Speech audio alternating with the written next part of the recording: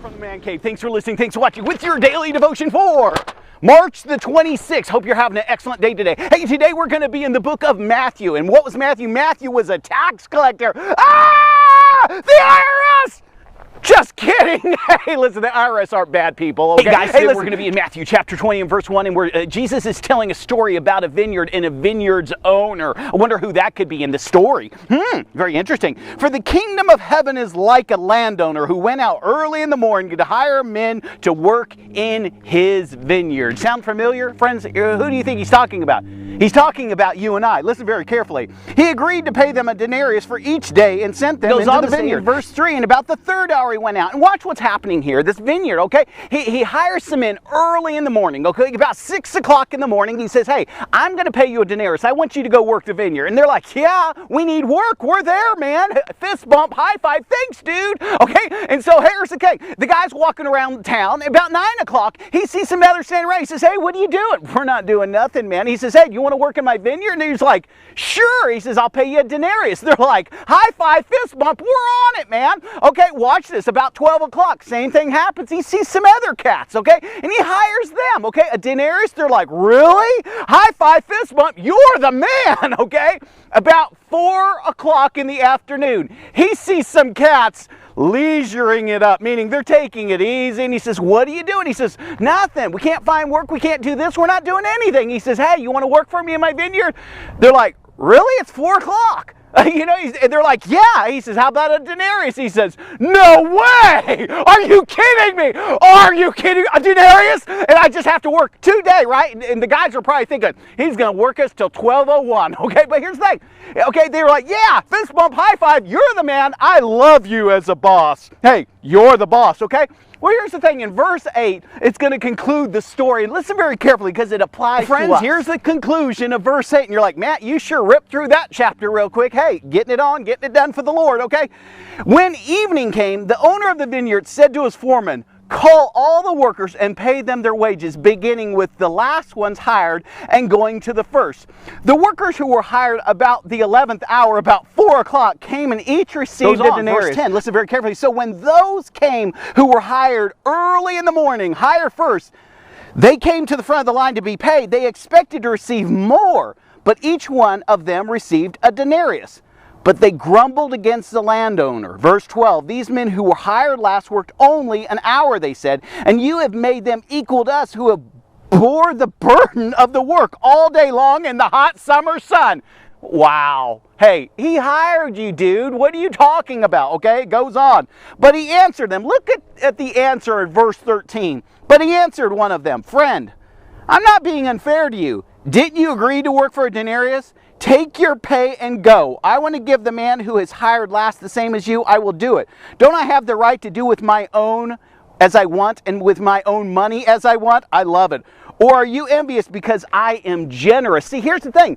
He wasn't being greedy. He was paying, watch this, in this story, he was paying above and beyond, okay, what a daily wage was as a denarius, okay? So the guy who got hired early in the morning, he was getting more than a fair wage. But now watch this, okay? Now the guy that was hired at 4 o'clock, you know what he's doing? He's showing mercy. He's showing grace. He's going to pay above and beyond. Yeah, did that guy really earn the denarius? No. What is that? That's God's grace. That's His mercy. That's this person being generous. Friends, these guys that were hired early on at 6 o'clock, 9 o'clock, 12 o'clock, they're kind of grumbling. You know what I'm saying? They're thinking in their heart, you owe me more. Where in reality, the owner of the vineyard, which is God, doesn't owe us anything, okay? And in the story, he doesn't owe more. They're grumbling, they're bitter in spirit, they're negative, okay? Watch this, they agreed to the wage, okay? Friends, do you realize that a lot of people today are grumbling against God?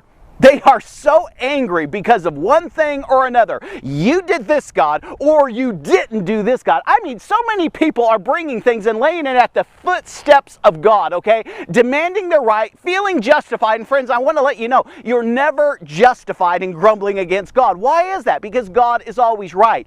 God, because of His nature, is always more than fair. God is a gracious God. Let me just share this with you. I hear people all the time grumbling against God. I mean, they're grumbling. thing. They're mad at God because he didn't do this, or he did something and they didn't like it, okay? Meaning he took someone out of their life and they absolutely love that person, or this wasn't given to me, or this happened, or there's all these different things, and people are angry at God. And one of the things that they feel is they feel justified. Friends, you're never justified, okay, in grumbling against God. Meaning this, the fault, okay, the error is on you. It's never on God. Realize this, why am I serving God in the first place? Honestly, do you think for a minute, folks, that I would serve God if he wasn't perfect?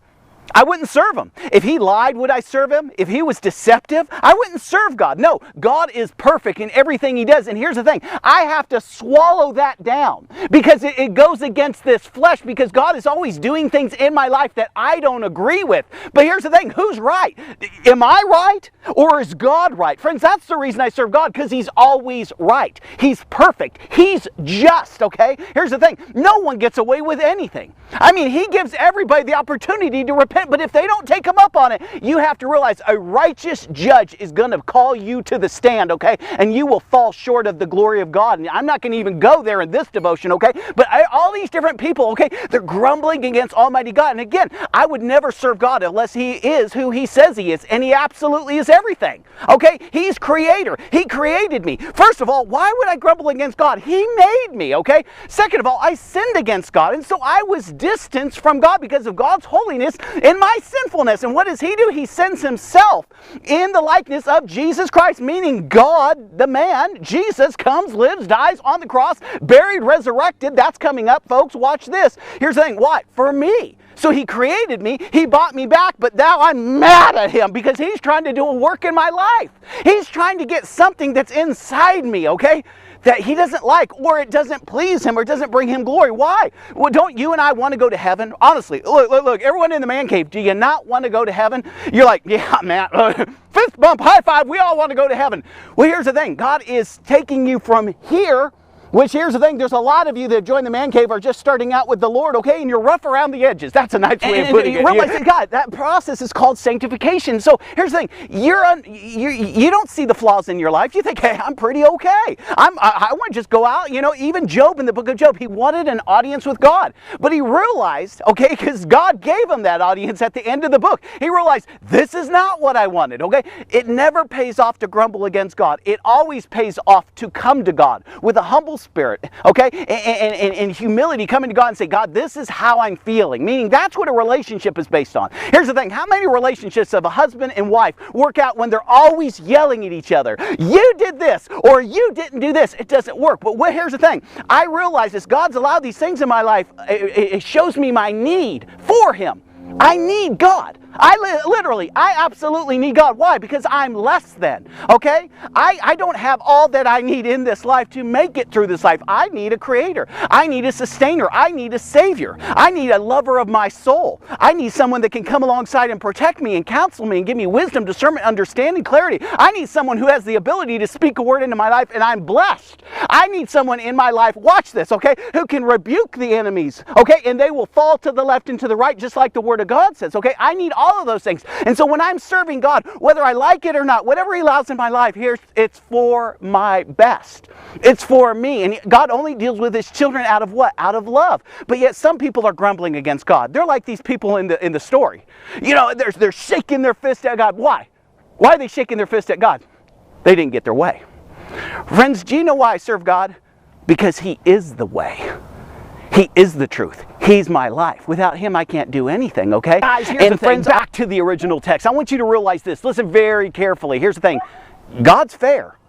It may not seem like that. Look, he makes all wrongs right. Why? Because he's a just God. He's a righteous judge. He's going to make the things right. And you're like, well, why is this happening to this person? And they're getting away with all this. Friends, that's not your concern.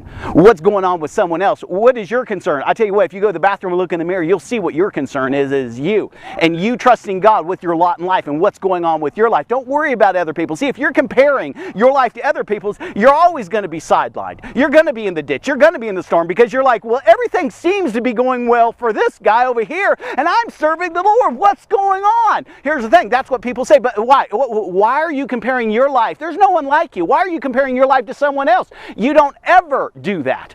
Don't ever look at someone's life because you don't know their heart. What's so going on? It looked like butterflies flying around me. You don't know what's going on in their heart. And here's the thing, more times than not, these people that seem happy, they're not.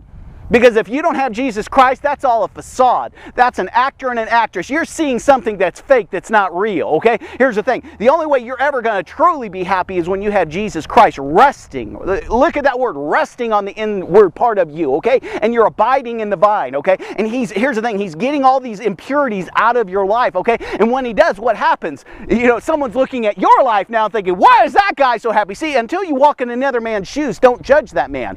Don't even criticize that man. And don't even dare compare yourself to that man or to that woman, because you don't know that what they've been through in life to get them to that place where God can bless them. Oftentimes we're looking at people who have been through the fire, who have been in the lion's den, who've gone through the storm, who God has gotten all the dross out of their life, okay, and they've suffered greatly, okay, and now they're in a place where God can bless them. But you're looking at their life thinking, I want that.